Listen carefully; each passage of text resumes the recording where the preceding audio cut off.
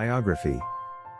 Mami Pauline Afoh was born circa 1939 in Bessaïwam, in the northwest region of Cameroon, to Pa Saidou Fan and Ma Suzannette Pitt.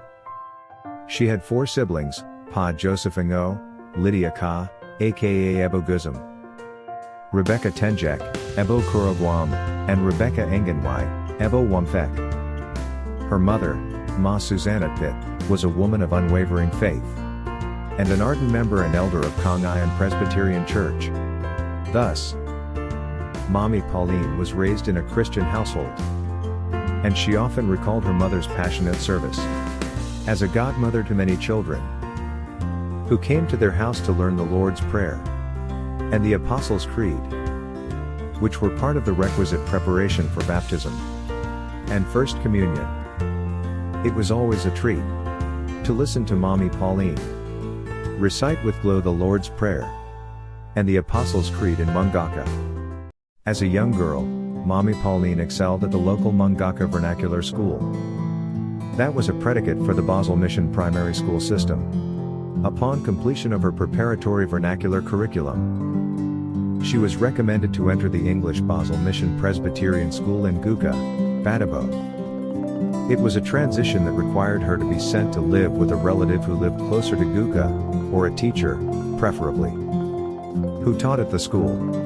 She often shared her recollection of the boys from her vernacular prep class who went on to Guka, and she could not.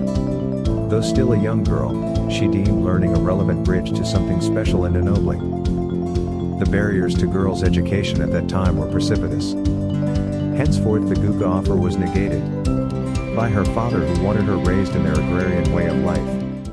When she married Pa George, who preceded her in death in 2001, her Christian faith was duly tested as they went on without child for over 4 years. She and Pa George had exceeding love for each other, so they endured, trusting in God's faithfulness. Pa George did not seek a second wife, as men of his generation would have been so inclined. In the end, God's grace shone, and they had a son, Charles, and the blessings kept on coming in quick succession, with the births of Deborah, Mercy, Bernard, Sylvia, and Josephine. So, they prayed and clawed their way to an honorable and respectable life together in our beloved Bessaïwam village. Motherhood was the hallmark of Mami Pauline's life. As one whose dream of schooling had been deferred, she sought to become a ladder of opportunity for her own children. She would go without some basic needs so that we would have the necessary procurement for our schooling. And she did so joyfully. In the prime of her life, when we were young, Mom was one of the most hard-working women in Bessai. She toiled on her farms all week long, only resting on Sundays and on Guzong market days, when she sold her farm produce. Mami Pauline was a gentle soul who practiced Christ's teaching that we love one another. A vibrant embodiment of ordinary good conscience, she exuded empathy, kindness, humility, and gratitude. She was an adorable matriarch who was deeply loved by our family and our Bessai community alike. Thus, the many epithets of endearment by which she was variously called: Ebo Quato, Ebo Ungo, Mommy, Mom, and Ebed. Mom loved to engage with people and was always in a good mood for a chat. She had a special place in her heart for children. Her grandchildren and great-grandchildren loved her to bits, and have amassed a storehouse of fond memories of her that will endure for generations. As most of you know, Mami Pauline had an abiding love for her Bessai community.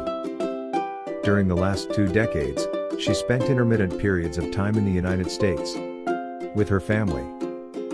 But it was obvious that her heart was always in her native village of Bessai.